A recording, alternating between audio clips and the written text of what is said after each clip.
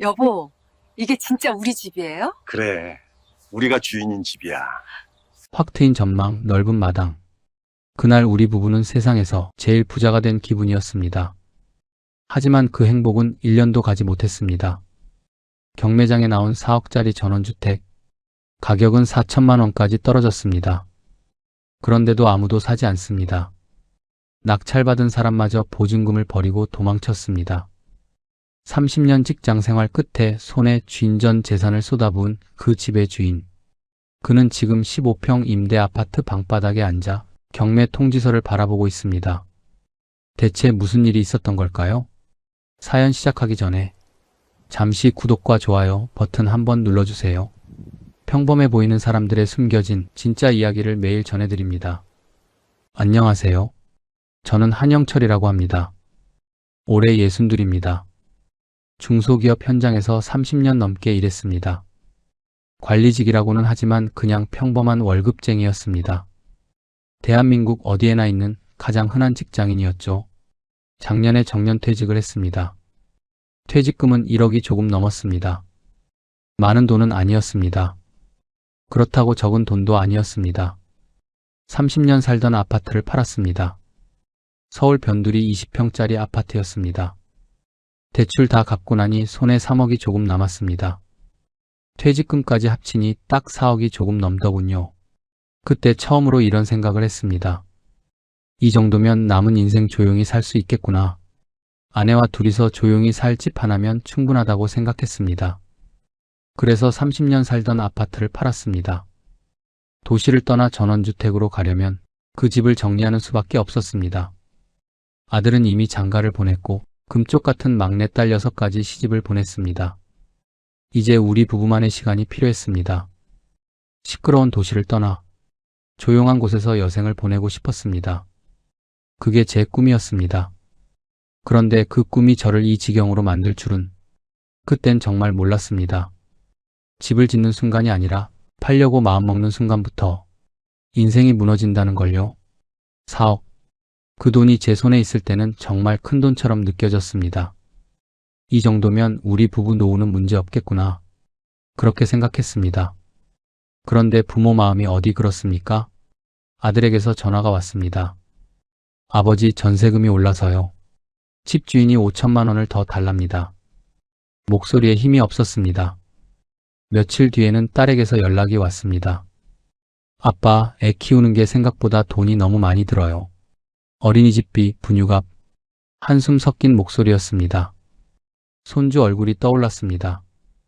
그 작은 것들이 배고프면 안 되지 않습니까? 추우면 안 되지 않습니까? 아내와 상의했습니다. 여보, 애들한테 좀 보태줄까? 아내도 같은 마음이었습니다. 그래야죠. 우리 자식들인데. 아들한테 6천만 원, 딸한테 5천만 원. 통장에서 돈이 빠져나갔습니다. 순식간이었습니다. 4억이 2억 8천으로 줄었습니다. 저도 알고 있었습니다. 아내도 알고 있었습니다. 1억 2천만 원.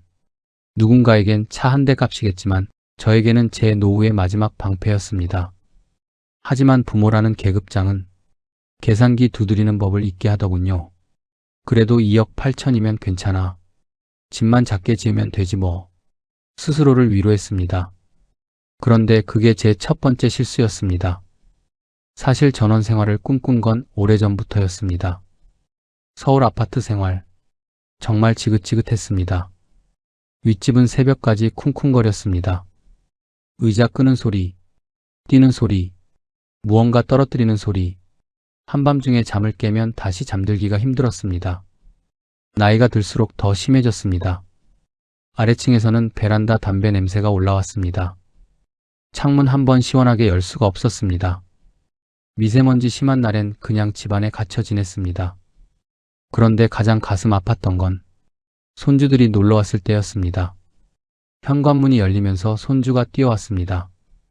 그 작은 발소리가 그렇게 반가울 수가 없었습니다. 그런데 제 입에서 제일 먼저 나온 말이 뭔지 아십니까? 얘야, 뛰지 마라. 아랫집 아저씨 올라온다. 보고 싶은 손주한테 사랑한다는 말보다 뛰지 말라는 잔소리를 먼저 해야 했습니다. 손주는 금방 시무룩해졌습니다. 그 말이 가슴에 꽂혔습니다. 마당이 있는 집이었으면, 손주들이 마음껏 뛰어놀 수 있는 그런 집이 있었으면, 그런 생각이 들 때마다 가슴이 답답했습니다. 아내도 같은 마음이었습니다. 여보, 우리 조용한 시골 내려가서 살까? 어느 날 저녁 아내가 조심스럽게 말했습니다. 나도 그 생각했어. 저도 한참 전부터 생각하고 있던 일이었습니다. 손주들 마당에서 뛰어놀게 하고, 텃밭도 만들어서 상추도 키우고, 주말마다 애들 불러서 고기 구워 먹으면 얼마나 좋을까? 그 상상을 하니까 60 넘은 가슴이 설레기 시작했습니다. 퇴직한 사람이 뭐가 그리 설레냐고요? 아닙니다. 오히려 퇴직하고 나니까 더 설렜습니다. 이제 진짜 내가 원하는 삶을 살 수 있겠구나. 그렇게 우리 부부는 홍천으로 향했습니다. 홍천으로 가는 길, 차장 밖으로 산이 보였습니다. 도시의 회색빛 건물들이 점점 멀어졌습니다. 초록색 풍경이 눈에 들어왔습니다. 여보, 공기 좀 봐요. 이렇게 맑을 수가. 아내가 창문을 열었습니다. 시원한 바람이 차 안으로 들어왔습니다. 30년 만에 처음 맡아보는 공기 같았습니다. 부동산 사장님이 우릴 이곳저곳 데리고 다녔습니다. 땅을 보러 다닌 지 일주일쯤 됐을 때였습니다. 한 곳에 도착했습니다. 차에서 내리는 순간 저는 그 자리에 얼어붙었습니다. 뒤로는 산, 앞으로는 계곡물 소리. 이거 배산임수 아닌가? 제가 중얼거렸습니다. 부동산 사장님이 웃었습니다. 사장님 눈썰미 하나는 확실하시네요. 여기가 이 동네에서 제일 좋은 자리입니다. 아내도 입을 다물지 못했습니다. 여보, 여기 정말 좋은데요? 저는 그 땅을 천천히 걸어봤습니다. 발밑에 흙이 폭신했습니다. 새소리가 들렸습니다. 바람이 얼굴을 스쳤습니다. 여기다. 가슴 속에서 확신이 올라왔습니다. 사장님, 이 땅 얼마요? 1억 8천입니다. 남은 돈이 2억 8천. 땅값 내고 나면 1억 남습니다. 1억으로 집을 지을 수 있을까? 잠깐 망설였습니다. 그런데 아내가 제 팔을 잡았습니다. 여보, 여기요. 여기가 좋아요. 아내 눈에 눈물이 맺혔습니다. 30년, 20평 아파트에 갇혀 살았습니다. 창문 밖으로 다른 아파트만 보이는 그런 곳에서 숨막히게 살아왔습니다. 이제 아내한테 이런 곳에서 살게 해주고 싶었습니다. 좋죠. 이 땅으로 하겠소. 계약서에 도장을 찍었습니다. 그날 밤 아내 손을 잡고 말했습니다. 여보, 우리 이제 진짜 사람답게 살아보자. 아내도 눈물을 닦으며 고개를 끄덕였습니다. 그땐 그게 제 인생을 묻을 무덤 파는 소리인 줄 꿈에도 몰랐습니다. 집을 짓기 시작했습니다. 2억 8천에서 땅값 빼고 남은 돈 딱 1억이었습니다. 1억이면 작은 집 하나쯤은 짓겠지. 그렇게 생각했습니다. 궁궐은 못 지어도 사람답게는 살 줄 알았습니다. 그런데 웬걸요? 먼저 땅을 파야 했습니다. 경사진 땅이라 축대를 쌓아야 했습니다. 도로에서 집터까지 길을 내야 했습니다. 정화조를 묻어야 했습니다. 지하수 파이프를 박아야 했습니다. 공사가 시작되자 돈이 물 빠지듯 나갔습니다. 사장님, 토목 공사비만 3천만 원 나왔습니다. 배수로 공사 추가로 1천만 원 더 필요합니다. 집도 안 지었는데 벌써 4천만 원이 사라졌습니다. 남은 돈은 6천만 원. 집 기초 공사 들어가니까 또 돈이 나갔습니다. 사장님, 기초 콘크리트 타설하는데 2천만 원입니다. 이제 남은 돈 4천만 원. 그때는 몰랐습니다. 이 집이 사는 집이 아니라 끝없이 돈을 먹는 구덩이라는 걸요.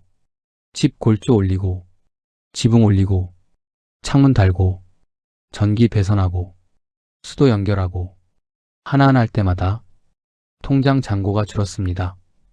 그러다 어느 날 시공사 사장이 난처한 표정으로 말했습니다. 사장님, 이제 돈이 거의 다 떨어졌습니다. 인테리어는 어떻게 하시겠습니까? 집은 골조만 올라간 상태였습니다. 벽도 없고 바닥도 안 깔렸고 부엌도 없었습니다. 거기서 멈췄어야 했습니다. 그냥 그 상태로 두고 돈을 더 모아서 천천히 마무리했어야 했습니다. 그런데 시집간 딸 생각이 났습니다. 손주 녀석들이 떠올랐습니다. 애들이 놀러 왔는데 이 꼴로 보여줄 수는 없지. 부엌이라도 예쁘게 만들어서 아내한테 보여줘야지. 손주들 마당에서 뛰어놀게 잔디도 깔아줘야지. 그 생각에 눈 딱 감고 은행에 갔습니다. 그날 은행 문을 열기 전까지는 아직 돌아갈 수 있었습니다. 땅 담보로 1억 빌려주실 수 있습니까? 땅이 있으니 가능하다고 했습니다. 은행에서 대출이 나왔습니다. 그렇게 1억을 더 빌렸습니다.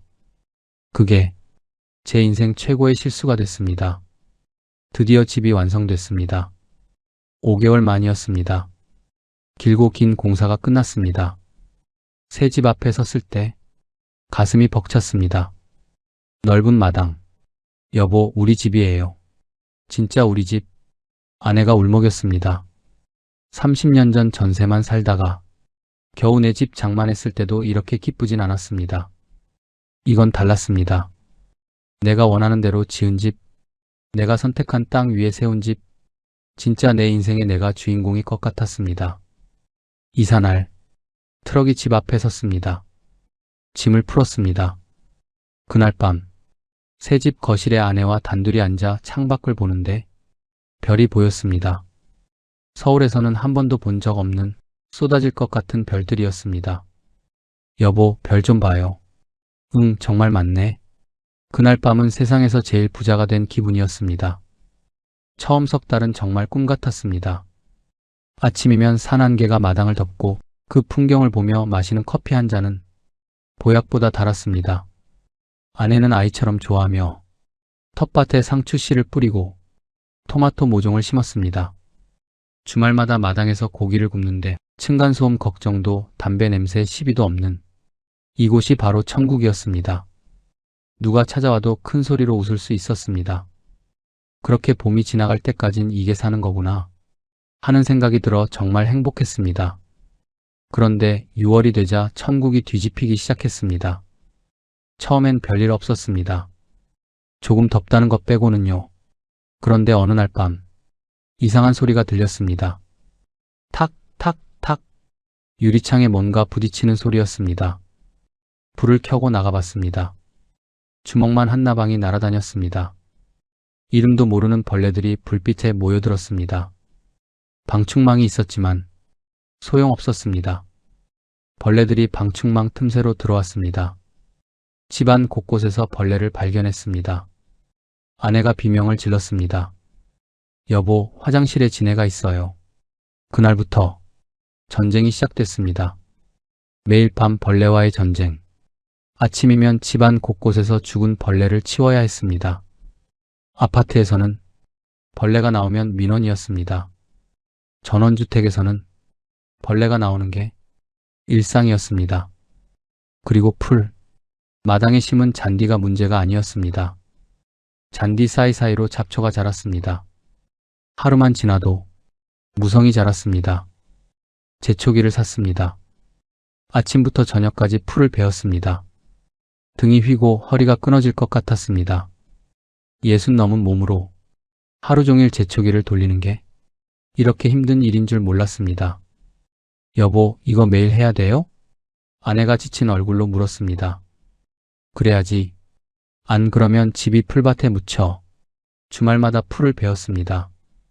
손주들 놀러 오라고 만든 마당인데 정작 저는 풀 베느라 손주 얼굴 떠올릴 틈도 없었습니다. 진짜 문제는 돈이었습니다. 7월 어느 날 지하수 펌프가 고장났습니다. 물이 안 나왔습니다.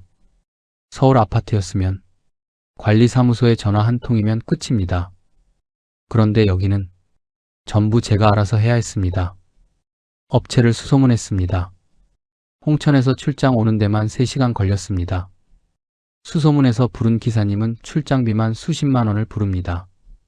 펌프 교체해야 합니다. 80만 원입니다. 정화조도 문제가 생겼습니다. 배수로가 막혔습니다. 하나 고치면 또 하나. 고칠 게 끝도 없었습니다. 집이 오래돼서 고장난 게 아니었습니다. 돈이 부족해서 처음부터 버틸 수 없는 집으로 지어진 겁니다. 그때 깨달았습니다. 전원 생활은 낭만이 아니었습니다.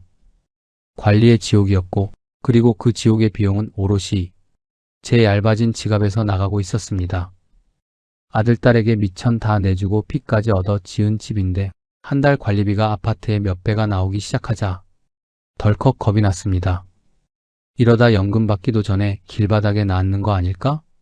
하는 불길한 예감이 스쳐 지나갔습니다. 집이 완성되고 한 달쯤 지났을 때 아들에게 전화를 했습니다. 아들아, 이번 주말에 내려와라. 네, 아버지. 이번 주 토요일에 갈게요.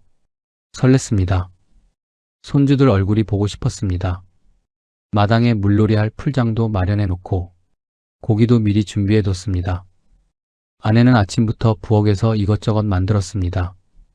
토요일 아침, 현관문 앞에서 기다렸습니다. 11시쯤 차가 도착했습니다. 손주 2명이 차에서 내렸습니다. 아장아장 걸어오는 그 모습? 너무 보고 싶던 얼굴이었습니다. 그래, 우리 강민이, 서연이. 손주들을 안아줬습니다. 손주들이 신나서 뛰어다녔습니다. 풀장에 물을 받아줬습니다. 애들이 물장난을 치며 웃었습니다. 그 모습을 보는 것만으로도 행복했습니다. 이거야. 이것 때문에 여기로 온 거야. 저녁에 고기를 구웠습니다. 온 가족이 마당에 둘러앉았습니다. 별을 보며 고기를 먹었습니다. 아버지, 여기 정말 좋네요. 아들이 말했습니다. 그치? 자주 내려와. 네, 자주 올게요. 그날 밤, 정말 행복했습니다. 2주 뒤, 다시 아들에게 전화했습니다. 아들아, 이번 주도 올래? 아버지, 이번 주는 좀 힘들 것 같아요. 왜? 무슨 일 있니? 회사에 일이 좀 밀려서요. 다음 주에 갈게요. 그 다음 주. 아버지, 죄송한데 애들이 감기 걸려서요. 그 다음 주. 차가 너무 막혀서요. 오가는 데만 6시간 걸려요. 한 달에 한 번, 2달에 한 번. 점점 간격이 벌어졌습니다. 딸에게도 전화했습니다. 우리 예진이도 데리고 와라. 아빠, 애가 카시트 오래 타면 울어요. 너무 멀어요. 핑계였습니다. 다 핑계라는 걸 알았습니다. 멀다는 게 진짜 이유였습니다. 서울에서 홍천까지. 주말에는 차가 막혔습니다. 왕복 6시간. 젊은 사람들한테는 너무 먼 거리였습니다. 어느 주말 고기를 사다 놨습니다. 손주들 좋아하는 과자도 샀습니다. 아무도 오지 않았습니다. 텅 빈 마당에 아내와 둘이 앉았습니다. 여보, 그냥 우리 둘이라도 먹읍시다. 고기를 구웠습니다. 연기가 피어올랐습니다. 고기를 입에 넣었습니다. 씹었습니다. 맛이 없었습니다. 모래알을 씹는 것 같았습니다. 목구멍에 턱턱 걸렸습니다. 우리가 누구 때문에 여기 왔는데? 아내 눈에 눈물이 고였습니다. 손주들 마음껏 뛰놀게 하려고, 자식들 주말에 불러서 고기 구워주려고, 그것 때문에 여기 온 건데 정작 그 자식들은 오지 않았습니다. 너무 멀다고, 시간이 없다고, 바쁘다고. 집은 점점 조용해졌습니다. 너무 조용했습니다. 이제는 그 조용함이 무섭게 느껴지기 시작했습니다. 더 큰 문제는 돈이었습니다. 처음에는 몰랐습니다. 이렇게 돈이 많이 들 줄은. 서울 아파트 관리비는 한 달에 20만 원 정도였습니다. 그런데 여기는 겨울 난방비만 한 달에 80만 원이 나왔습니다. 집이 넓으니까 기름이 엄청 들어갔습니다. 여름에는 또 여름대로 뙤약볕에 집안이 찜통이 됐습니다. 에어컨을 틀면 전기세가 폭탄처럼 날아왔습니다. 한 달에 50만 원, 어떤 달은 70만 원, 정화조 청소하는데 30만 원, 지붕 방수 공사하는데 80만 원, 하나 고치면 또 하나, 끝이 없었습니다. 서울 아파트 때는 관리비 20만 원이면 모든 게 해결되었는데, 그런데 여기는 한 달에 관리비만 100만 원이 넘게 들었습니다. 아파트의 4배, 아니 어떤 달은 5배였습니다. 전원주택은 집값보다 유지비가 노후를 갉아먹는 구조라는 걸 그때 처음 알았습니다. 연금은 아직 3년이나 남았습니다. 아직 62입니다. 딱 3년. 금화의 구간이었습니다. 통장을 확인했습니다. 돈이 무서운 속도로 줄어들고 있었습니다. 공사를 마무리하느라 이미 대부분이 들어가 버렸습니다. 집이 완성되고 남은 돈으로 관리비와 이자를 메꾸고 있었습니다. 대출은 1억, 이자만 한 달에 50만 원, 관리비는 평균 100만 원, 한 달에 150만 원. 수입은 없는데 지출만 계속됐습니다. 통장을 들여다볼 때마다 숫자가 줄어들고 있었습니다. 그때 처음으로 두려움이 밀려왔습니다. 이러다가 정말 큰일 나는 거 아니야? 가을이 지나갔습니다. 겨울이 왔습니다. 11월부터 추워지기 시작했습니다. 서울보다 훨씬 추웠습니다. 난방비가 무서웠지만 보일러를 켜지 않을 수는 없었습니다. 아내가 추워서 떨었습니다. 할 수 없이 보일러를 돌렸습니다. 12월 난방비 고지서가 날아왔습니다. 80만 원. 1월에는 더 심했습니다. 한파가 왔습니다. 보일러를 최대로 틀었습니다. 고지서를 받아보니 95만 원. 여보, 이거 어떡하죠? 아내가 고지서를 들고 떨었습니다. 괜찮아. 내가 어떻게든 해볼게. 하지만 속으로는 두려웠습니다. 통장 잔고가 눈에 띄게 줄어들었습니다. 한 달에 150만 원씩 빠져나갔습니다. 남은 돈이 얼마 없었습니다. 1월 중순, 기록적인 폭설이 내렸습니다. 아침에 일어나 보니 집 앞이 온통 하얗게 변해 있었습니다. 눈이 무릎까지 쌓였습니다. 여보, 눈 좀 치워야겠어. 삽을 들고 나갔습니다. 새벽부터 눈을 치웠습니다. 허리가 조금씩 아프기 시작했습니다. 그래도 멈출 수 없었습니다. 차를 빼야 했습니다. 길을 내야 했습니다. 1시간쯤 눈을 치웠을 때 허리에 찌릿한 통증이 왔습니다. 그대로 주저앉았습니다. 여보, 아내가 뛰어나왔습니다. 괜찮아. 일어서려고 했습니다. 안 됐습니다. 허리를 완전히 삐끗한 것 같았습니다. 119 불러요. 아내가 전화를 했습니다. 네, 출동하겠습니다. 그런데 지금 도로 제설이 안 돼서 조금 늦을 수 있습니다. 기다렸습니다. 50분을 기다려도 구급차가 오지 않았습니다. 저는 거실 바닥에 누워 있었습니다. 차가운 바닥이었습니다. 그때 알았습니다. 전원주택은 아프면 집이 아니라 섬이 된다는 걸요. 여기서 죽어도 아무도 모르겠구나. 그런 생각이 들었습니다. 1시간이 지나서야 구급차가 도착했습니다. 죄송합니다. 눈 때문에 차가 들어오기 힘들었습니다. 병원까지 또 40분. 결국 응급실에 도착한 건 허리를 다치고 2시간이 지나서였습니다. 그날 밤 병원 침대에 누워 있었습니다. 아내가 옆에 앉아 있었습니다. 말이 없었습니다. 여보. 아내가 고개를 들었습니다. 눈이 빨갛게 부어 있었습니다. 여보, 우리가 여기서 늙어도 괜찮을까요? 아내가 처음으로 그런 말을 했습니다. 저도 대답할 수 없었습니다.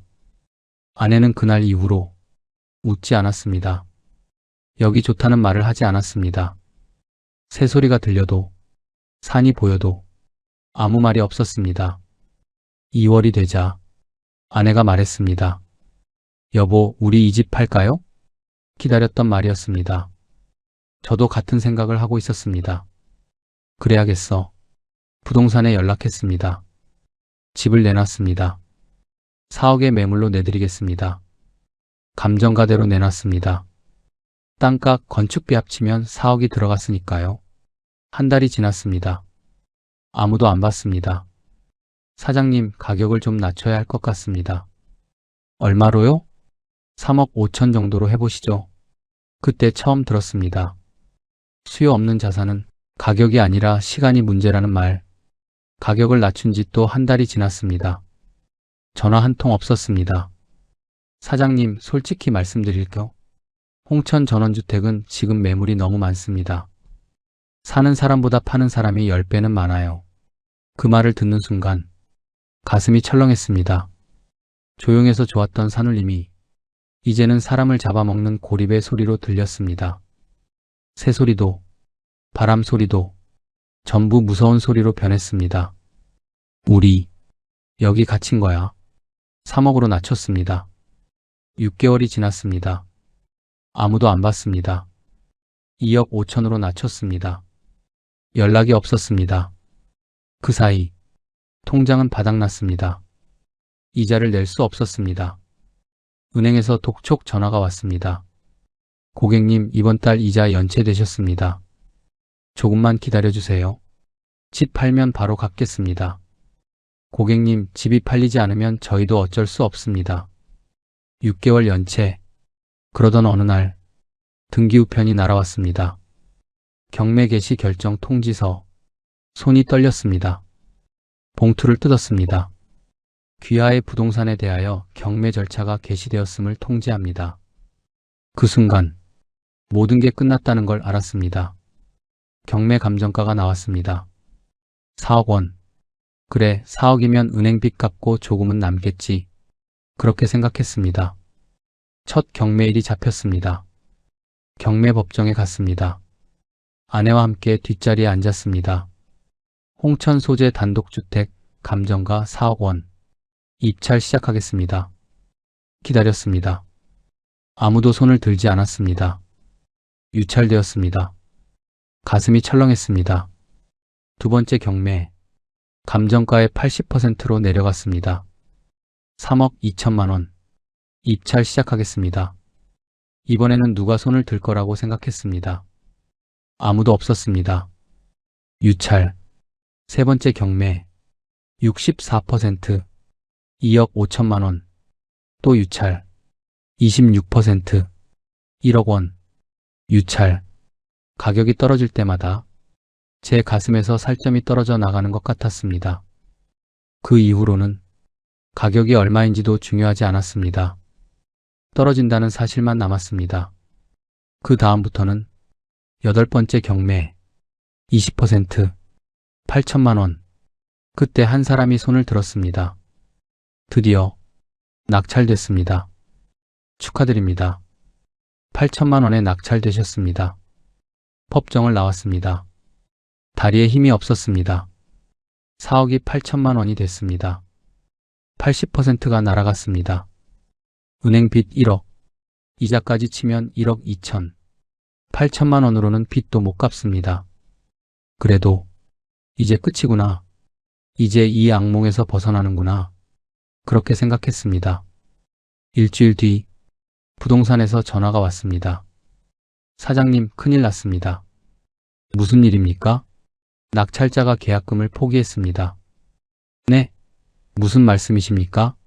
집을 직접 보고 온 모양입니다. 너무 외지고 관리가 안 돼서 집이 엉망이 됐다고. 계약금 500만 원 날리는 게 낫다고 도망갔습니다. 머리가 하얘졌습니다.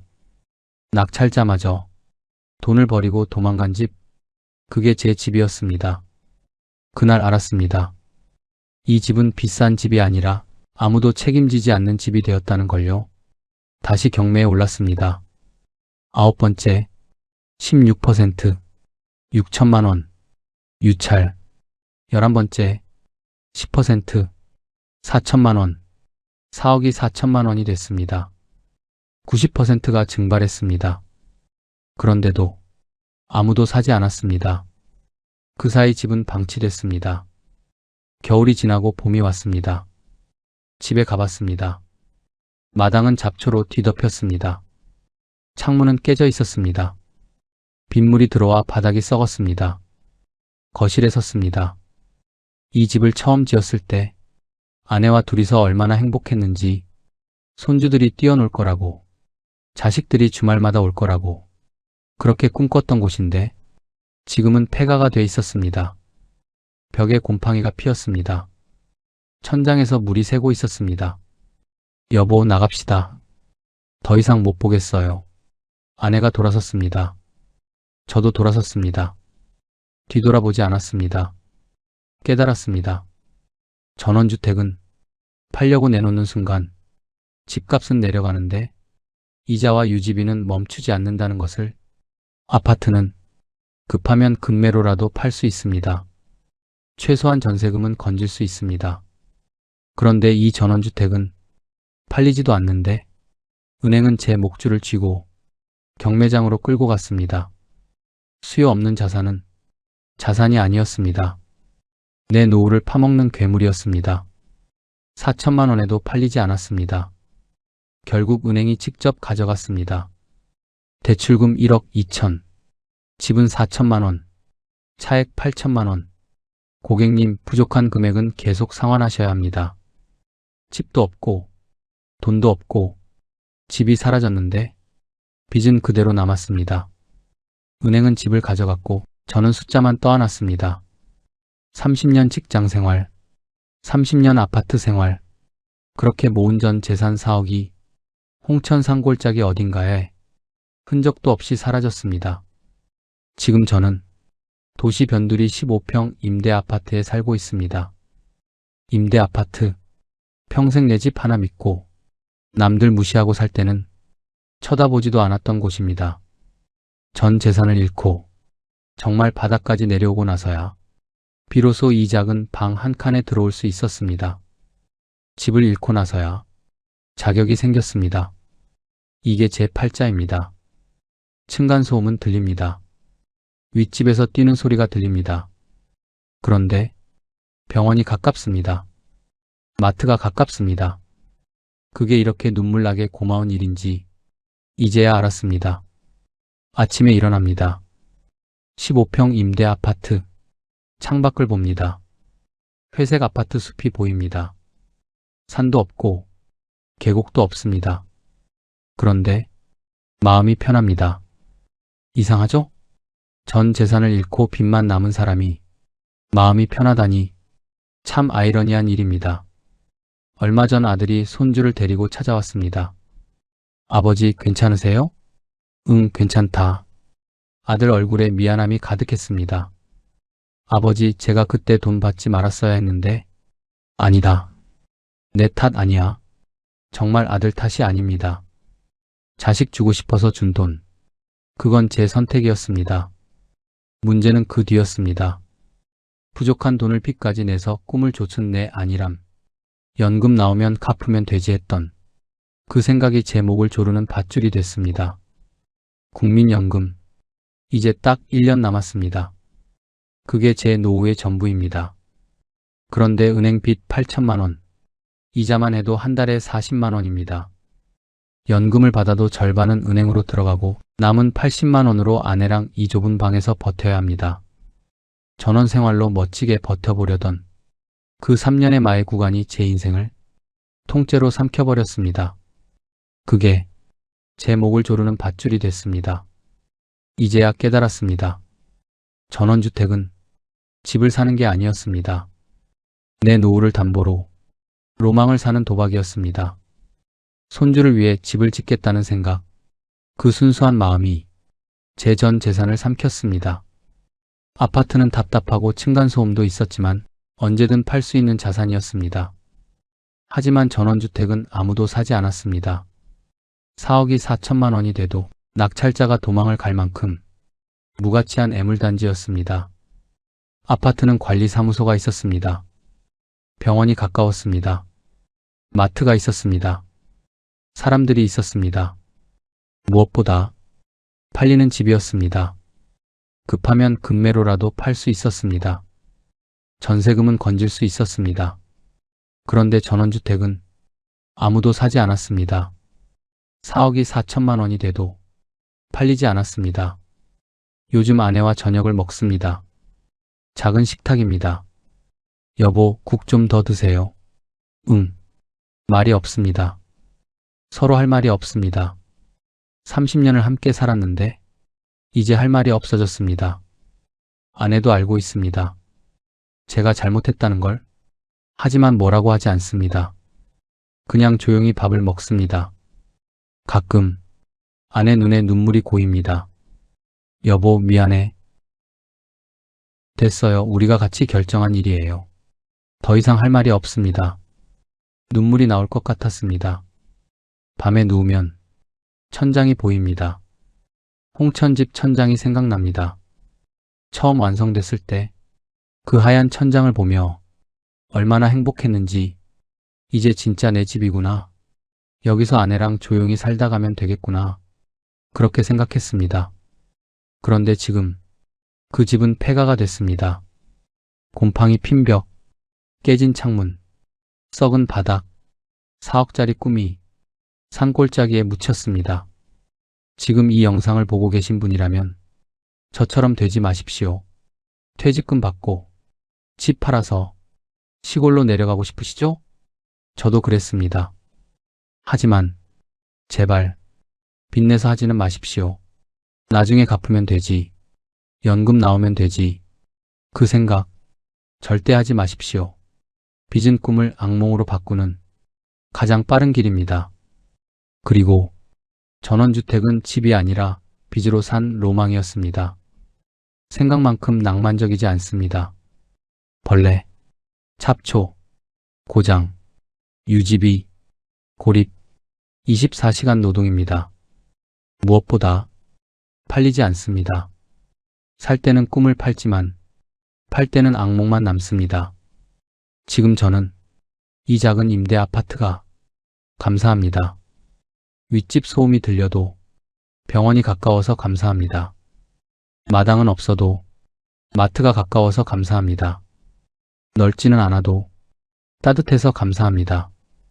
평생 내 집 하나 믿고 살다가 모든 걸 잃고 나서야 깨달았습니다. 집은 크고 넓은 게 중요한 게 아니라 안전하고 편리한 게 중요하다는 것을 연금 나오기까지 1년 남았습니다. 그때까지 이 작은 방에서 아내와 버티려 합니다. 손주들은 가끔 옵니다. 작지만 여전히 행복합니다. 넓은 마당은 없어도 할아버지가 있습니다. 그걸로 충분합니다. 4억짜리 집이 4천만 원이 됐습니다. 그 가격에도 아무도 사지 않았습니다. 30년 피땀 흘려 모은 전 재산이 홍천 산골짜기에 그렇게 묻혔습니다. 부끄럽습니다. 하지만 이 이야기를 꼭 해야 한다고 생각했습니다. 혹시 지금 이 영상을 보고 계신 분 중에 저와 비슷한 고민을 하고 계신 분이 있다면 아직 늦지 않았습니다. 집을 팔기 전이라면, 빚을 지기 전이라면 이 이야기를 남의 불행한 사연으로 넘기지 마십시오. 이건 훈계가 아니라 미리 겪어본 사람의 기록입니다. 노후는 도박이 아닙니다. 꿈도 중요하지만 안전이 더 중요합니다. 로망보다 현실을 선택하십시오. 그게 제가 4억을 날리고 목숨처럼 배운 교훈입니다. 부족한 제 이야기가 조금이나마 와닿으셨다면 구독과 좋아요 버튼으로 응원 부탁드립니다. 여러분의 노후에 평안이 깃들기를 진심으로 기원합니다.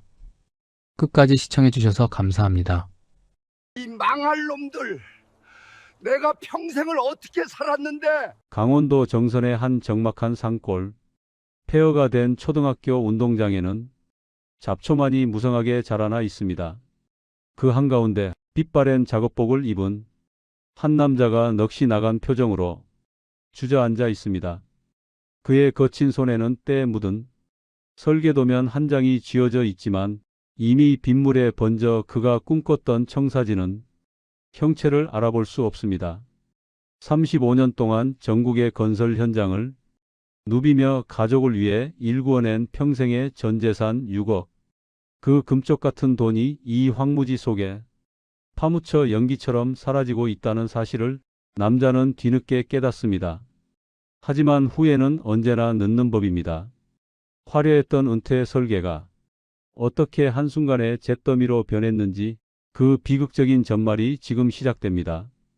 평범한 사람들의 가슴 아픈 이야기를 전해드리는 이 채널, 이야기의 끝에서 마주할 진실이 궁금하시다면 구독과 좋아요 버튼 한번 눌러주세요. 안녕하세요.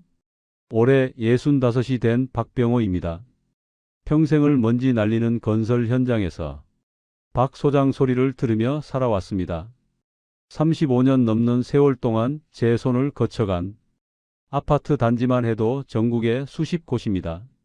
새벽 5시면 어김없이 안전화를 신고 현장을 지휘하던 제가 2년 전 정년퇴직이라는 걸 했습니다. 처음 퇴직금을 손에 쥐었을 때는 세상을 다 가진 기분이었습니다. 대기업 건설사에서 현장 소장으로 퇴직하며 받은 돈이 약 2억 원 조금 넘었지요. 거기에 젊은 시절부터 아내 몰래 혹은 아내와 함께 아끼고 아껴서 모은 예금이 1억 원 정도 있었습니다. 평생의 훈장 같은 자산 3억 원, 그리고 아내와 함께 1군 30평 아파트까지. 여보, 이제 우리도 남부럽지 않게 살자. 아내 손을 잡고 호기롭게 외쳤습니다. 2년 전부터 국민연금도 매달 160만 원씩 꼬박꼬박 들어오기 시작했으니 남들이 보기엔 참 평탄하고 복 많은 노후라고들 했습니다. 하지만 그 평탄함이 저를 갉아먹기 시작할 줄은 꿈에도 몰랐습니다. 퇴직 후 첫 달은 천국 같았습니다. 평생 저를 괴롭히던 알람 소리 없이 눈을 뜨는 게 그렇게 달콤할 수가 없더군요. 그런데 딱 한 달이 지나니 그 달콤함이 지독한 공포로 변했습니다. 습관이라는 게 참 무섭더군요. 아침 7시만 되면 몸이 알아서 반응해 옷을 챙겨 입으려는데 정작 구두를 신고 나갈 곳이 없었습니다. 30평 아파트 거실은 마치 창살 없는 감옥 같았습니다. 아내는 은퇴한 남편 뒷바라지가 지겨웠는지 아니면 자기만의 인생을 찾고 싶었는지 아침 일찍 손주를 보러 딸네 집으로 가거나 문화센터 수업을 들으러 나갔습니다. 텅 빈 집 안에 홀로 남겨진 제 모습이 베란다 창문에 비칠 때면 그렇게 초라해 보일 수가 없었습니다. 수백 명의 인부를 호령하던 박 소장이 아니라 이제는 리모컨 하나 마음대로 돌리지 못하고 눈치 보는 뒷방 늙은이가 된 것 같았죠. 가끔 친구들을 만나러 종로에 나가보기도 했습니다. 하지만 다들 연금 100만 원, 200만 원 받아가며 손주 용돈 주는 재미로 산다는데 저는 성에 차지 않았습니다. 야, 박 소장. 너는 퇴직금도 많이 받았고 연금도 잘 나오는데 뭐가 걱정이야? 그냥 우리처럼 소일거리나 하면서 살아. 친구들의 그 말이 저에게는 격려가 아니라 너는 이제 끝났다는 사형 선고처럼 들렸습니다. 점심이면 혼자 싱크대 앞에 서서 찬밥에 물을 말아 먹었습니다. 설거지통에 덩그러니 놓인 밥그릇을 보며 생각했습니다. 내 인생이 고작 이 밥그릇 하나 분량인가? 내 기술이, 내 경력이 이렇게 썼기엔 너무 아깝지 않은가? 그런 우울함이 극에 달했을 때 저는 유튜브라는 늪에 발을 들였습니다. 처음엔 건설 현장 소식이나 뉴스를 찾아보던 것이 어느새 은퇴 후 대박난 사장님들의 이야기로 이어졌습니다. 그러다 운명처럼 그 영상을 만났습니다. 은퇴자의 반란. 폐교 사서 캠핑장 만들었더니 연금의 5배 수익. 영상 속 남자는 강원도 정선의 푸른 산을 배경으로 서 있었습니다. 낡은 학교 건물을 아주 멋진 카페와 숙소로 개조하고 운동장에는 알록달록한 텐트들이 가득하더군요. 그는 웃으며 말했습니다. 여러분, 연금에 만족하십니까? 내 손으로 직접 1군 왕국에서 사장님 소리 들으며 월 1,000만 원씩 벌 수 있습니다. 이건 누워서 떡 먹기입니다. 그 말이 마치 제 심장에 전기를 가한 것 같았습니다. 맞아, 나 박 소장이야. 남의 아파트만 지어줄 게 아니라 내 이름을 건 캠핑장 하나 만드는 게 내 마지막 소명 아닐까? 라는 생각이 머릿속을 지배했습니다. 캠핑장만 잘 돌리면 연금 160만 원의 추가 수익 300에서 400만 원은 우스워 보였습니다. 그러면 자식들에게 손 안 벌리는 건 물론이고 기 죽어 있는 아내 앞에서도 다시 당당한 가장이 될 수 있을 것 같았습니다. 특히 제 마음을 흔든 건 가족이라는 키워드였습니다. 캠핑장 하나 해두면 주말마다 손주들이 놀러 옵니다. 할아버지 최고라는 소리 절로 들으실 거예요. 영상 속 진행자의 그 한마디에 제 이성은 마비되었습니다. 명절에나 겨우 얼굴 비추는 사위와 딸, 그리고 저를 서먹해하는 손주들이 제 캠핑장에서 뛰어노는 상상만으로도 벅차올랐습니다. 그날부터 저는 아내가 잠든 밤마다 몰래 거실로 나와 스마트폰을 뒤졌습니다. 폐교 매각 공고를 뒤지고 캠핑장 인허가 절차를 공부했습니다. 사실 공부라고 할 것도 없었죠. 35년 건설 짬밥이 있으니 법규 따위는 대충 훑어봐도 다 아는 내용 같았습니다. 진입로? 하수도? 에이, 내가 현장에서 해결한 민원이 몇 개인데 이런 걸 걱정해? 라는 오만함이 제 눈을 가렸습니다. 어느 날은 직접 그 유튜브에 나온 업체에 전화를 걸었습니다. 저희가 지금 기가 막힌 매물을 하나 확보했는데 이건 정말 사장님 같은 분이 주인이 되셔야 합니다. 수화기 넘어 들려오는 나긋나긋한 목소리에 제 어깨는 한껏 올라갔습니다. 사회에서 버림받은 노인이 아니라 다시 대우받는 전문가가 된 기분. 그게 제가 가장 그리워하던 갈증이었습니다. 업자는 제게 족감도 몇 장을 보내왔습니다. 낡은 학교 건물이 유럽풍 별장처럼 변하고 넓은 운동장에 고급 텐트들이 들어선 모습이었죠. 이거 리모델링 비용까지 합쳐도 3억이면 충분합니다. 건설 현장 소장님 실력이면 인건비도 더 아끼실 수도 있고요. 지금 다른 분들도 줄 서 있는데 제가 특별히 소장님께 먼저 기회를 드리는 겁니다. 그는 제 약점을 정확히 알고 있었습니다. 제가 가진 돈이 딱 3억이라는 것, 그리고 제가 다시 현역으로 인정받고 싶어 한다는 것을요. 평생 모은 3억 원이라는 돈이 캠핑장이라는 황금알을 낳는 거위로 보이기 시작한 순간 저는 이미 기획부동산이 쳐놓은 촘촘한 그물 안으로 스스로 걸어 들어가고 있었습니다. 65세, 인생의 황혼기에 찾아온 이 열정이 사실은 제 모든 것을 태워버릴 산불인 줄도 모른 채 말입니다. 아내는 가끔 밤늦게 거실 불이 켜져 있는 걸 보고 당신 요새 뭐 하는 거야? 잠도 안 자고? 라며 핀잔을 줬지만 저는 그저 그냥 뉴스 좀 보느라고 라며 얼버무렸습니다.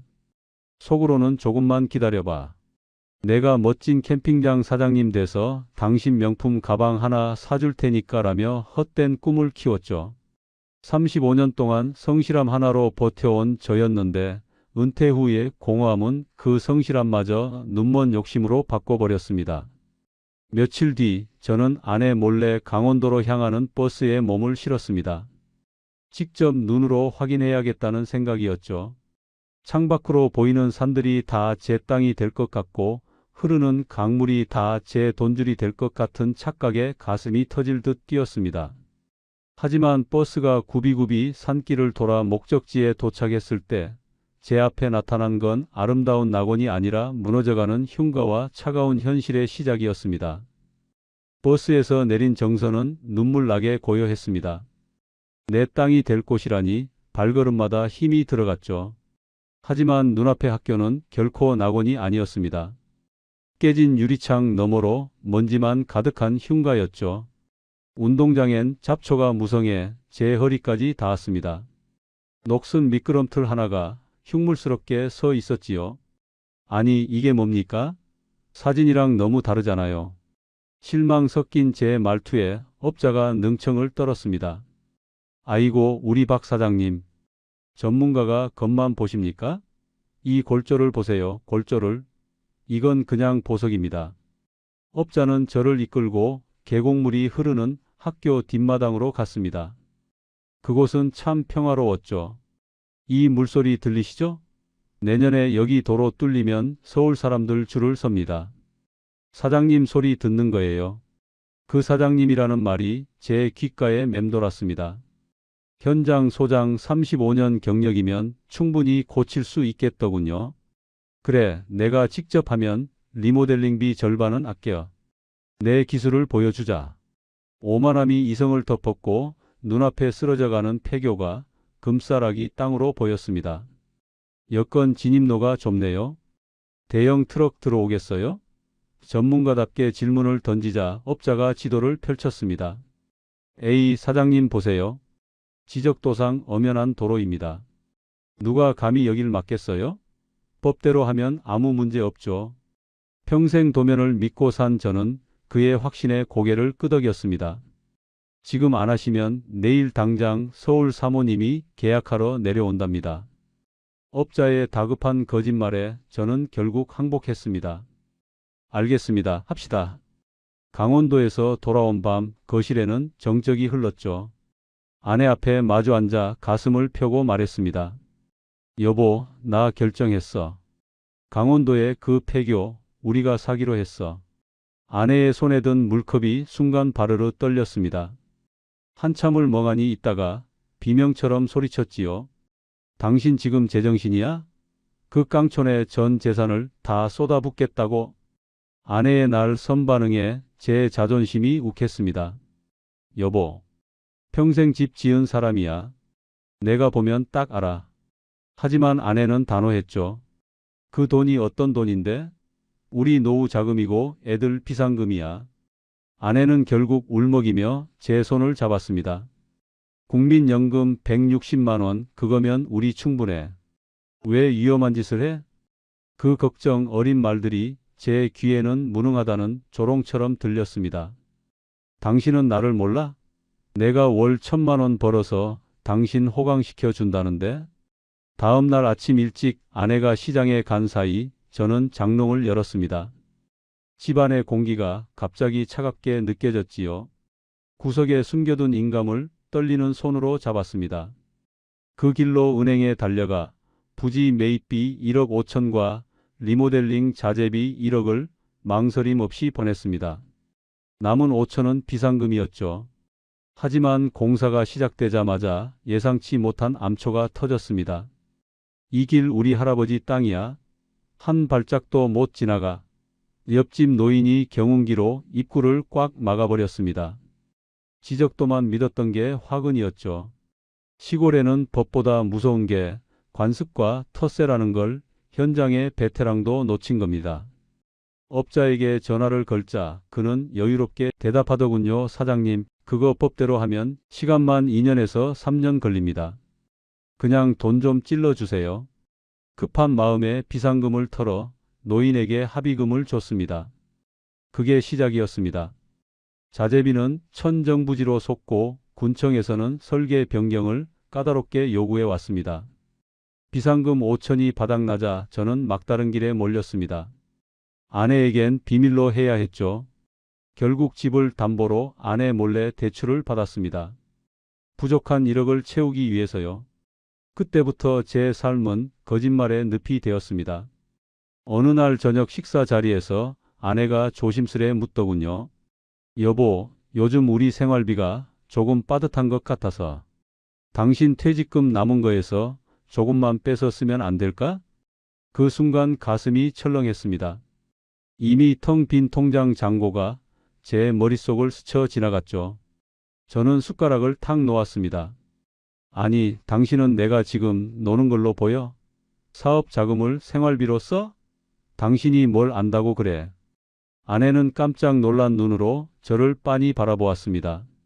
아니, 그냥 물어본 건데 왜 그렇게 화를 내요? 하지만 제 불안은 여기서 끝나지 않았습니다. 며칠 뒤 거실 소파에서 아내가 제 핸드폰을 들고 심각한 표정으로 묻더군요. 당신 요즘 왜 자꾸 은행에서 문자가 와? 뭐 대출 신청됐다는 둥. 나 몰래 뭐 숨기는 거 있어? 심장이 입 밖으로 튀어나올 것만 같았습니다. 저는 아내의 손에서 핸드폰을 낚아채듯 뺏었죠. 요즘 스팸 문자 몰라? 별것도 아닌 거 가지고 사람을 왜 이렇게 의심해? 방으로 들어와 문을 닫고 저는 거친 숨을 몰아쉬었습니다. 아내의 의심스러운 눈초리가 등 뒤에 박힌 것 같았죠. 사실은 제 발등을 찍은 제 자신이 너무나 한심해서 그 죄책감을 화로 푼 것이었죠. 매달 연금 160만 원은 고스란히 이자로 나갔습니다. 생활비는 아내 카드로 버텼죠. 그 알량한 자존심을 지키려다 가족의 평화를 담보로 잡힌 겁니다. 화려한 캠핑장을 꿈꿨지만 제 손엔 빚, 독촉장과 부실한 서류만 남았습니다. 그래도 저는 멈출 수 없었습니다. 성공해서 보여줘야 한다는 그 지독한 오기 하나로 더 깊은 구렁텅이로 기어 들어갔습니다. 어느덧 폐교의 겉모습은 제법 그럴듯해졌습니다. 페인트 칠을 새로 하고 조명을 달아놓으니 제 마음도 덩달아 설렜지요. 이제 보름만 더 있으면 정식으로 문을 연다. 저는 스스로 대견해하며 폐교 복도에 서 있었습니다. 하지만 그날 밤 공사 현장의 낡은 사다리에 혼자 올라가 전등을 갈 때 제 인생을 송두리째 바꿀 그 어둠이 다가오고 있었습니다. 집을 나설 때 아내에게 거짓말을 했습니다.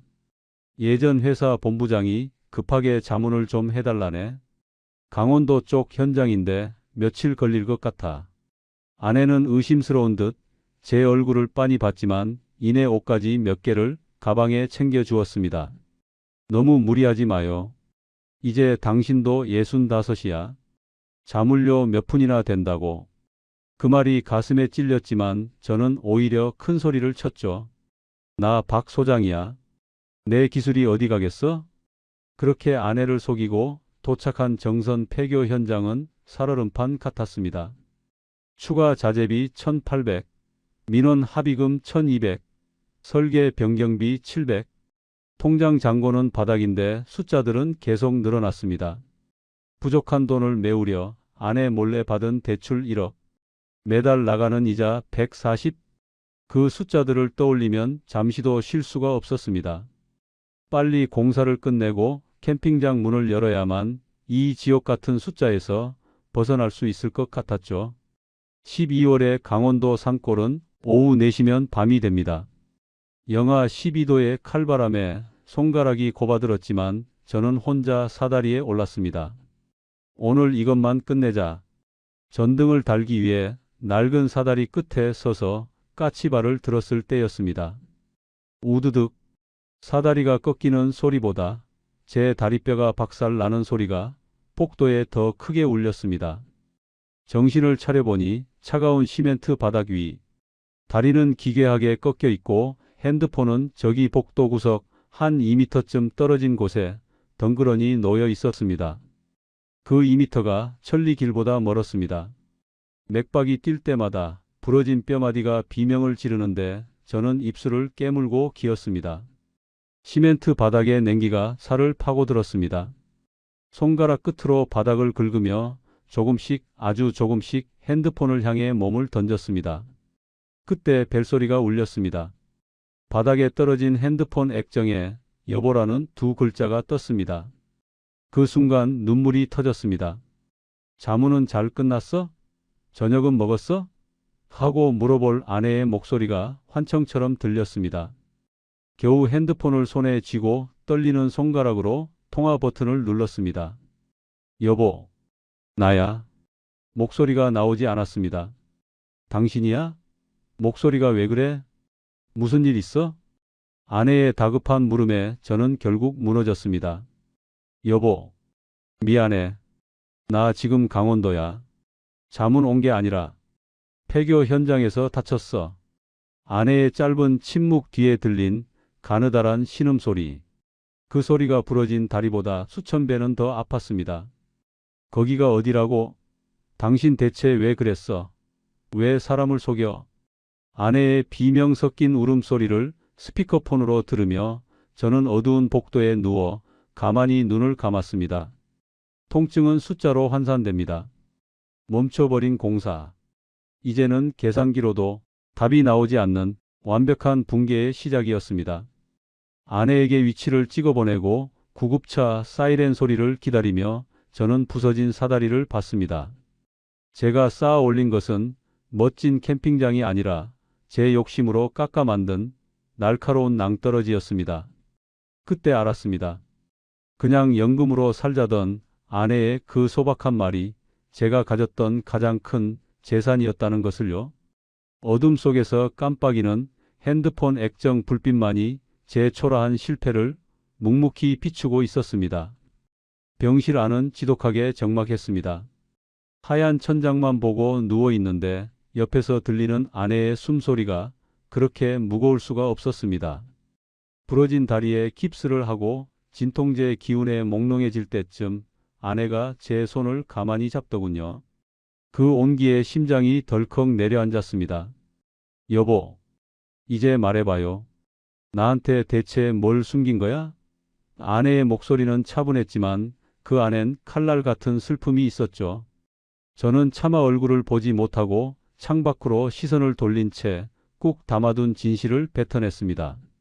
사실은 우리 퇴직금이랑 평생 모은 노후 자금 3억.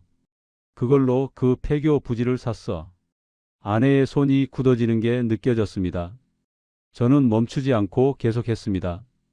거기에 당신 몰래 집, 담보로 1억 더 빌렸어. 연금 나오는 건 이자로 다 나갔고. 아내는 제 손을 툭 놓더니 자리에서 일어났습니다. 당신, 정말 미쳤구나. 어떻게 나한테 한마디도 없이. 아내의 눈에서 굵은 눈물이 뚝뚝 떨어져 바닥을 적셨습니다. 그 돈이 어떤 돈인데? 우리가 어떻게 모은 돈인데? 아내는 병실 문을 팍 차고 나갔습니다. 혼자 남겨진 저는 부러진 다리보다 더 아픈 심장의 통증을 견뎌야 했습니다. 몇 시간이나 지났을까요? 아내가 다시 돌아왔습니다. 눈이 퉁퉁 부은 모습이었죠. 그녀는 제 침대 맡에 앉아 나직하게 물었습니다. 왜 그랬어? 그렇게 큰 사고를 왜 혼자 치려고 그랬어? 저는 목이 메어 대답했습니다. 은퇴하고 나니까 내가 아무것도 아닌 것 같아서. 거실 소파에 앉아 있으면 세상에서 버려진 기분이었어. 제 고백에 아내는 고개를 숙였습니다. 박 소장 소리 듣고 싶었어. 당신한테 당당한 남편, 자식들한테 힘 있는 아버지로 마지막까지 남고 싶었어. 아내는 한참 동안 제 등을 거친 손으로 쓸어내렸습니다. 바보 같은 사람. 아내의 그 한마디에 제 자존심이라는 껍데기가 모두 벗겨져 나갔습니다. 미안해, 여보. 정말 미안해. 그날 밤 우리는 병실에서 처음으로 서로의 진심을 밤새도록 나누었습니다. 아내는 제 욕심을 비난하기보다 제 공허함을 먼저 안아주었죠. 태어나던 날 아내가 말했습니다. 이미 엎질러진 물이야. 당신 혼자 두면 또 사고 칠 텐데 내가 가서 같이 마무리해요. 강원도 정선으로 향하는 길은 올 때와는 전혀 달랐습니다. 옆자리에 앉은 아내가 제 굽은 어깨를 토닥여 주었죠. 현장에 도착한 아내는 잡초 무성한 운동장을 보며 한숨을 크게 내쉬었습니다. 아이고, 이걸 언제 다 치워. 하지만 아내는 앞치마를 두르고 팔을 걷어붙였습니다.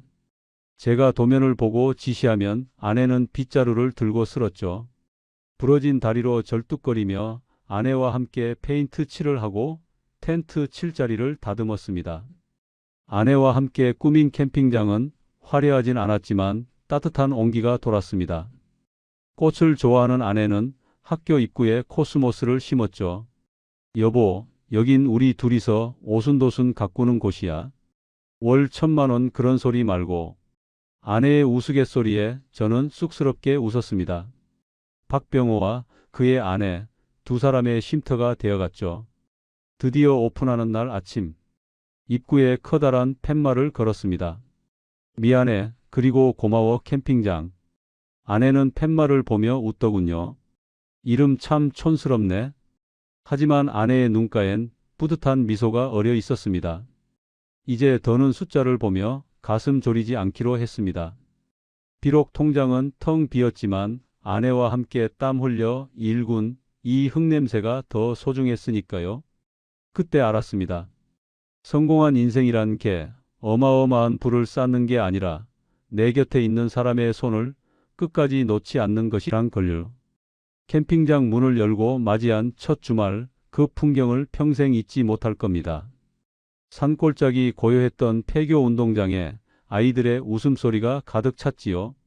알록달록한 텐트들 사이로 고기 굽는 냄새가 번져나갈 때 저는 아내의 손을 꽉 잡았습니다.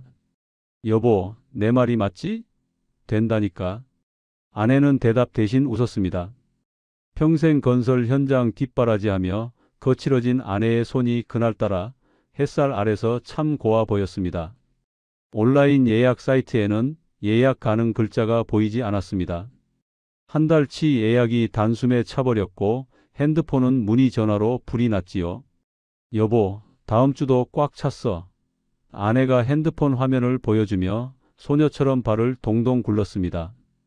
그 모습이 어찌나 예쁘던지 저는 아내를 덥석 안아주었습니다. 35년 동안 남의 집만 지어주다 드디어 우리 이름으로 된 곳에서 사람들을 맞이한다는 그 자부심. 박 소장이라는 이름 뒤에 붙은 사장님 소리가 달콤하기만 했습니다. 매일 아침 눈을 뜨는 것이 소풍 가는 아이처럼 설레었습니다. 새벽같이 일어나 아내와 함께 손님들을 맞을 준비하고 학교 뒤편 산책로를 다듬었지요. 여보, 우리 이거 잘 키워서 나중에 애들한테도 물려주자. 무슨 소리야? 당신 고생 그만하고 우리 둘이 여행이나 다녀요. 우리는 캠핑장 매점 평상에 앉아 아직 오지 않은 미래를 그렸습니다. 대출 1억도 금방 갚을 것 같았고 연금 160만 원은 이제 정말 우리 용돈으로만 써도 될 듯 했죠. 밤이면 손님들이 피운 모닥불을 멀리서 아내와 바라보았습니다. 여보, 나 퇴직하고 나서 당신한테 미안한 마음뿐이었어. 근데 이제야 좀 살 것 같다. 제 고백에 아내가 제 어깨에 가만히 머리를 기대왔습니다. 고생했어, 박 소장님. 아니 이제 박 사장님. 우리 이제 꽃길만 걸어요. 그때 우리는 믿어 의심치 않았습니다. 우리가 심은 코스모스 향기가 영원히 우리 곁을 지켜줄 거라고. 이 장밋빛 인생이 끝이 없는 고속도로일 거라고만 생각했죠. 통장에 찍히는 숫자들이 우리의 고생을 닦아주는 눈물 같았습니다. 그 숫자가 늘어날수록 저는 아내에게 더 큰 꿈을 약속했죠. 여보, 내년엔 저기 뒤에 수영장도 하나 더 만들자. 당신 좋아하는 정원도 넓게 빼고.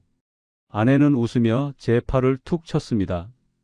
욕심도 많네. 그 욕심이 행복인 줄로만 알았던 우리 인생의 가장 찬란한 봄날.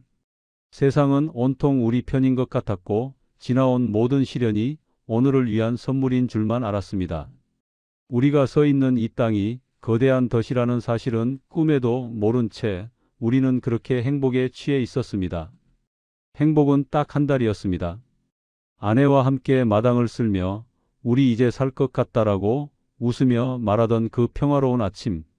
갑자기 들이닥친 검은 차들과 노란 완장을 찬 사람들. 그들이 제 낙원을 짓밟는 데는 채 10분도 걸리지 않았습니다. 박병호 씨 되십니까? 군청 산림법 위반 단속반입니다. 영업정지 처분 나왔으니 지금 즉시 공사 중단하세요. 저는 인정할 수 없었습니다. 35년 건설 베테랑인 내가 이런 기초적인 법을 어겼다니. 내가 확인한 서류랑 달라요. 이건 분명히 착오가 있습니다. 저는 매일 군청을 찾아갔습니다. 기획부동산 놈이 준 서류와 지적도를 수십 장 복사해서 담당 직원에게 들이밀었지요. 이거 보세요. 여기 도로잖아요. 내가 전문가인데 모를 것 같아? 하지만 직원은 서류를 던지듯 제 앞으로 밀어냈습니다. 사장님, 이건 위조된 겁니다. 실제 지적도랑 대조해 보세요. 여긴 그냥 맹지입니다. 그때부터 제 사투가 시작됐습니다. 사라진 업자놈을 잡으려고 서울 사무실을 3번이나 찾아가고 경찰서 문턱이 닳도록 드나들었죠. 형님 동생 하던 놈이 어떻게 이럴 수가 있어. 하지만 돌아오는 대답은 늘 연락 두절과 유령 회사. 옆집 노인은 경운기로 아예 입구에 바리케이드를 쳤죠. 박 사장, 꿈 깨. 여긴 내 땅이야. 못 지나가. 저는 노인 앞에 무릎도 꿇었습니다. 어르신, 제 전 재산입니다. 제발 한 번만 길 좀 열어주세요. 하지만 돌아온 건 차가운 가래침뿐이었습니다. 한 달 동안 저는 미친 사람처럼 정선과 서울을 오갔습니다. 기름값 120, 변호사 상담비 300, 야금야금 남은 돈이 말라갔죠. 통장 잔고 6만 원, 연체된 이자 280만 원, 과태료 통지서 2천만 원. 숫자들이 목을 조여올 때마다 저는 아내에게 소리쳤습니다. 조금만 기다려. 내가 다 해결해. 하지만 거대한 법의 벽 앞에서 제 35년 경력은 종이장보다 더 가볍게 찢겨 나갔습니다. 어느 날 저녁 불 꺼진 캠핑장. 아내가 낡은 여행 가방을 꺼내 짐을 싸기 시작했습니다. 분노도 원망도 없는 얼굴로요. 뭐 하는 거야? 내가 한다잖아. 제가 윽박질러도 아내는 묵묵히 흙 묻은 작업복을 접었습니다. 여보, 이제 그만하자. 아내의 나직한 목소리가 천둥 소리처럼 방 안을 울렸습니다. 여기 우리 땅 아니야. 당신이 박 소장이 아니라 박 소장 하랩이라도 안 돼. 우리 이거 감당 못해.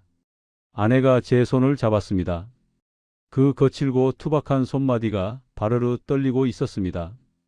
가요, 우리. 집으로 가자.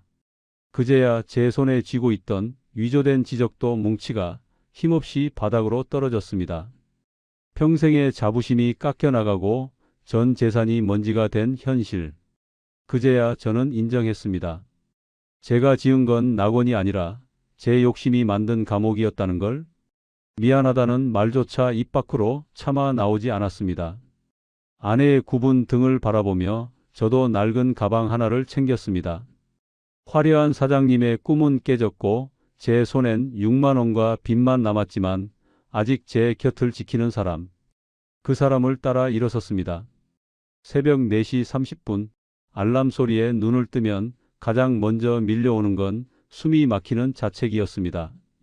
35년 박 소장 타이틀을 떼고 이제는 인력 사무소 앞에서 이름 대신 번호로 불리는 65의 잡부가 되었습니다. 어이 박씨, 여기 벽돌 좀 날라요.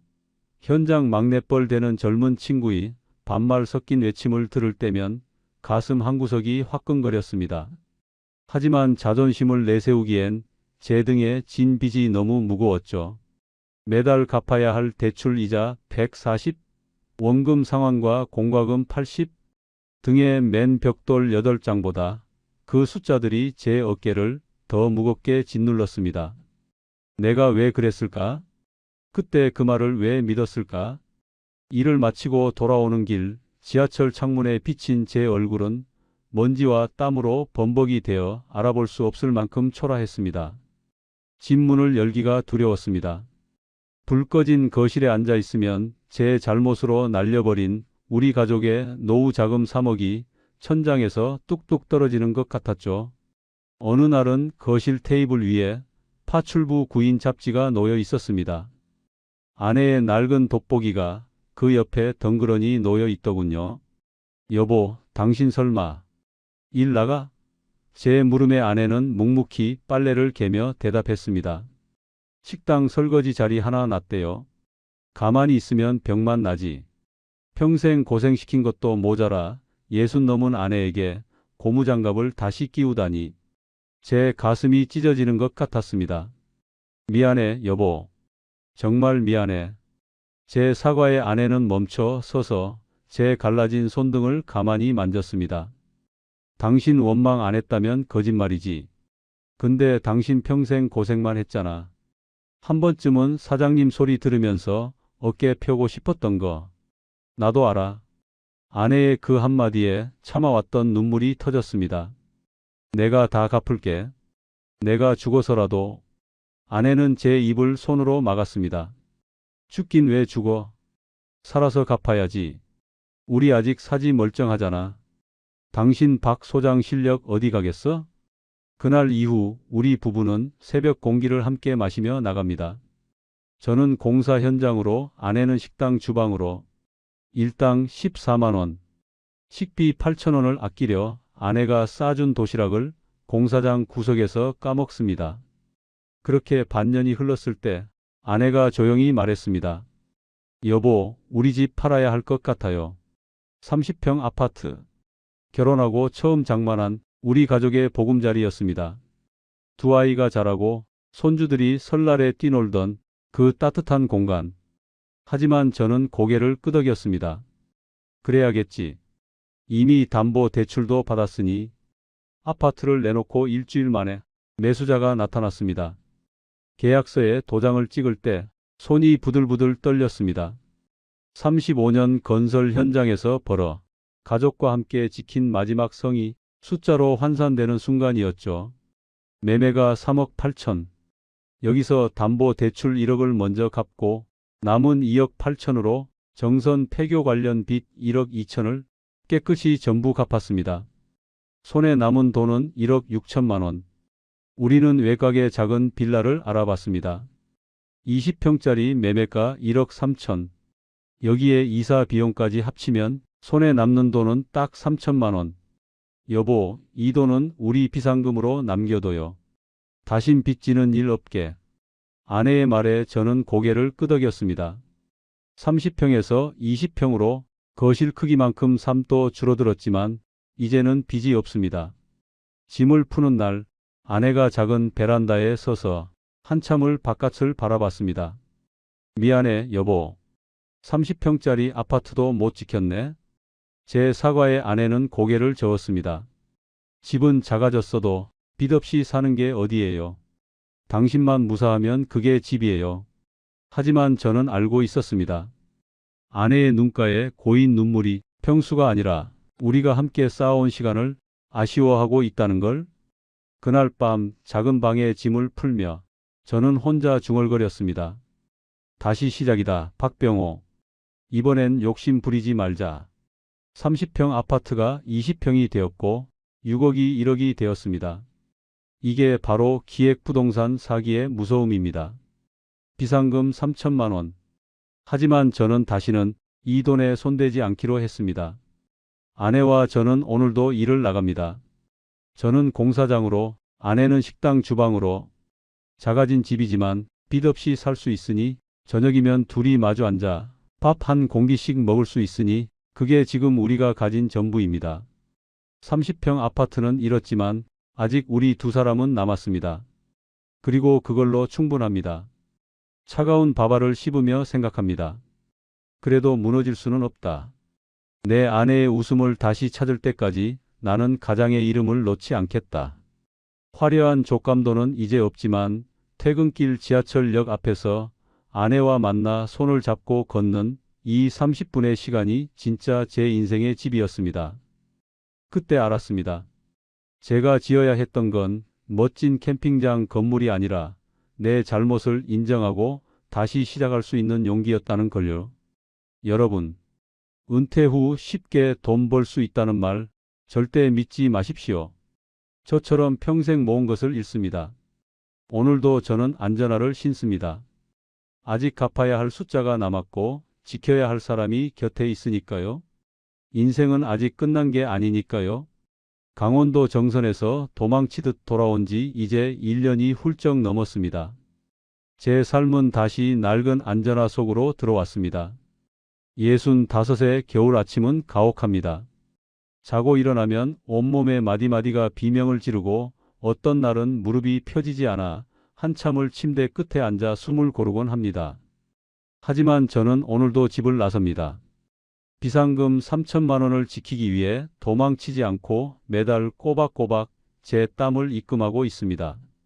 박씨, 오늘 날씨 추운데 조심해. 인력사무소 소장의 외침에 고개를 끄덕이며 저는 다시 건설 현장의 흙먼지 속으로 들어갑니다. 먼지를 뒤집어 쓴 채 자재를 나르다 보면 문득문득 그날의 정선이 떠오릅니다. 전문가라 자부하며 도장을 찍었던 그 순간들, 지금 생각해보면 그들은 제 불안을 샀던 겁니다. 은퇴하고 나면 세상이 나를 잊을까봐 그게 무서워서 덥석 물었던 것 같습니다. 기획부동산 일당들은 제 조급함을 알고 있었습니다. 화려한 족감도와 사장님이라는 호칭 뒤에 숨어 평생 일궈온 제 노후 자금을 노리고 있었던 거죠. 덧 그 교묘한 속임수에 넘어간 제 자신을 지난 1년 동안 수만 번도 더 원망했습니다. 하지만 이제는 압니다. 나이가 들수록 우리가 배워야 할 것은 무언가를 더 크게 키우는 기술이 아니라 이미 가진 것을 소중히 지키는 지혜라는 것을요. 퇴직금, 노후자금, 은퇴자금. 그건 단순한 숫자가 아니었습니다. 제 청춘을 바쳐 가족을 지켜낸 훈장이었고 아내와 함께 누려야 할 마지막 안식처였습니다. 그 피 같은 돈을 쉽게 벌 수 있다는 말에 너무 가볍게 내던졌던 제 오만이 가장 큰 죄였습니다. 나이 들어 가진 걸 잃는다는 건 단순히 돈을 잃는 게 아니라 삶의 근간을 잃는 거더군요. 점심시간 찬바람이 들어오는 현장 구석에서 아내가 싸준 낡은 보온 도시락을 엽니다. 식당 일로 손이 퉁퉁 부은 아내가 새벽같이 일어나 지어준 따뜻한 밥입니다. 밥알을 씹으며 아내를 생각합니다. 사기를 당하고 전 재산을 날렸을 때 제 곁을 지켜준 건 통장 잔고가 아니라 아무 말 없이 제 구분 등을 밀어주던 그 사람의 투박한 손이었습니다. 여보, 나 오늘도 일 나간다. 조심히 다녀와요. 저녁엔 찌개 끓여 놓을게. 아침마다 나누는 이 짧은 대화가 이제는 제 인생의 유일한 족감도입니다. 화려한 수영장도 넓은 카페도 없지만 우리 두 사람이 함께 견뎌내는 이 하루가 세상에서 가장 견고한 집이라는 걸 이제 압니다. 통장에는 비상금 3천만 원이 있지만 저는 손대지 않습니다. 생활비는 우리 부부가 일해서 번 돈으로만 씁니다. 내일 아침이면 또다시 삭신이 쑤시겠지만 이제 빚은 없습니다. 그것만으로도 감사합니다. 그래도 저는 비겁하게 숨지 않았습니다. 제가 저지른 일에 책임을 지는 법을 5이 되어서야 몸으로 배우고 있습니다. 그게 가장으로서, 인간으로서 제가 지켜야 할 마지막 자존심입니다. 퇴근길 노을이 지는 공사 현장을 내려다보며 저는 먼지를 툭툭 털어냅니다. 성공은 멀리 있고 삶은 여전히 무겁지만 저는 내일도 이 길을 걸을 겁니다. 그때 알았더라면 선택이 달랐을까요? 그 질문에 대한 답은 여전히 모릅니다. 다만 오늘 제 곁에 있는 사람의 손을 잡고 묵묵히 다음 한 걸음을 내디딜 뿐입니다. 오늘도 일을 나갑니다. 아직 제 인생이 끝난 건 아니니까요. 이야기가 마음에 닿으셨다면 구독과 좋아요로 응원해 주세요. 어디에서 듣고 계신지 댓글로 남겨주시면 더 반갑게 인사드릴게요. 시청해 주셔서 감사합니다.